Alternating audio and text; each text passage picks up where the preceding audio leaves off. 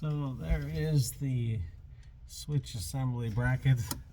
Put it in and tighten it up a little more. I put a little washer in each one just because the screws didn't seem to quite go through far enough. I don't want it to come off when you're kicking the thing. I don't want to crank it too much and strip it.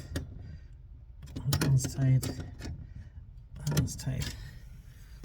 What's going to happen here, this switch, that is the wire that goes to the ignition switch. So when the parking brake goes down, that's no longer making contact on there.